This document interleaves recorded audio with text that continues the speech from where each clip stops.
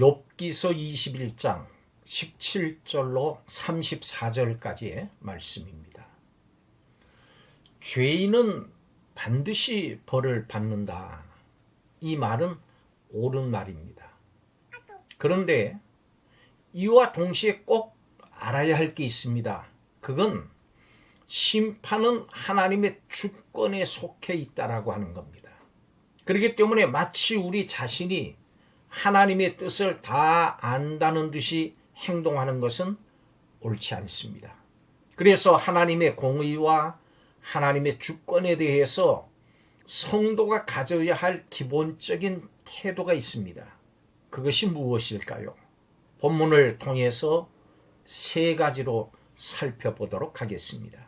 먼저 성도의 태도는 전적으로 하나님의 주권을 인정해야 합니다.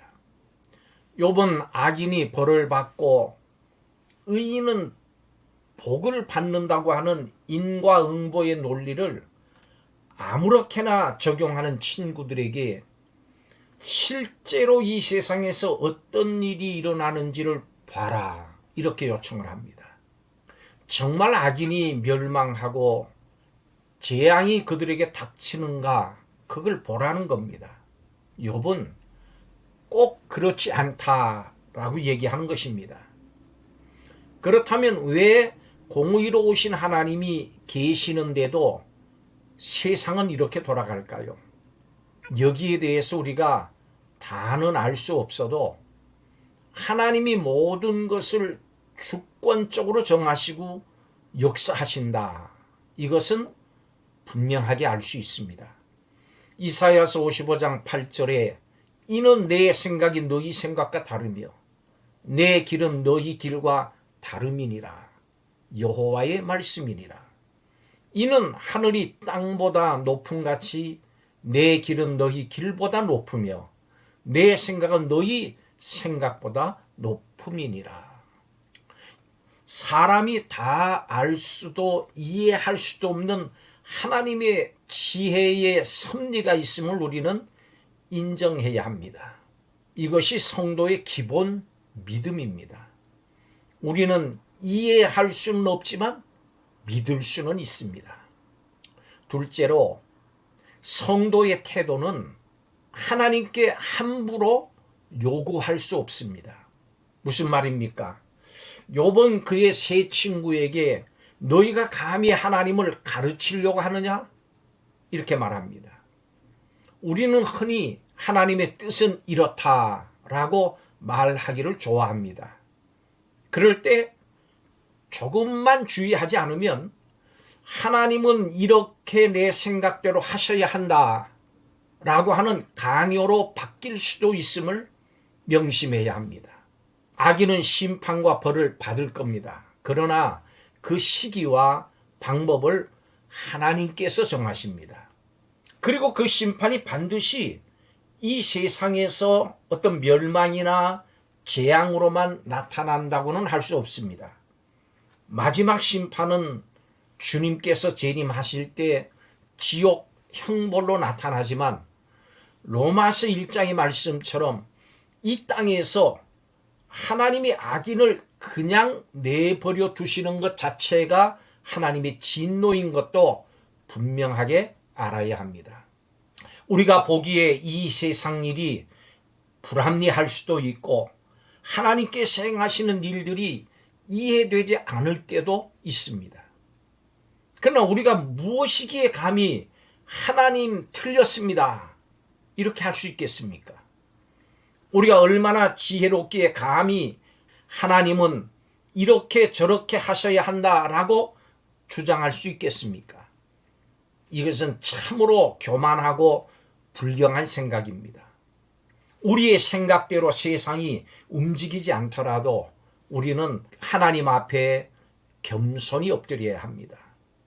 이것이 성도의 기본 위치입니다. 마지막으로 성도의 태도는 하나님의 뜻을 배우려고 애써야 하는 것입니다. 욥은 친구들에게 나는 너희들이 무슨 생각을 하는지, 나를 해하려 하는 너희들의 속셈을 다 잘 알고 있다. 이렇게 말합니다. 친구들이 인과응보의 논리로 자신을 정죄하는 것에 대해서 반발하는 겁니다.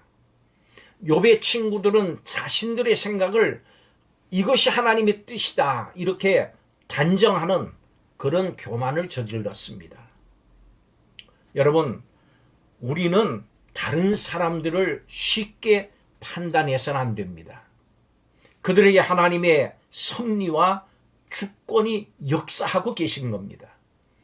욥의 친구들은 욥을 외면하면서 자신들의 생각과 주장을 고집스럽게 굽히지를 않았습니다. 이것은 어리석은 자의 대표적인 모습이기도 합니다. 어리석은 자는 주님의 뜻을 신중하게 살피려고 하질 않습니다. 성경도 보지를 않고 공부하지도 않습니다. 배우려고 하지 않는 자는 망할 수밖에 없습니다. 사랑하는 성도 여러분, 말씀 속으로 들어가십시오.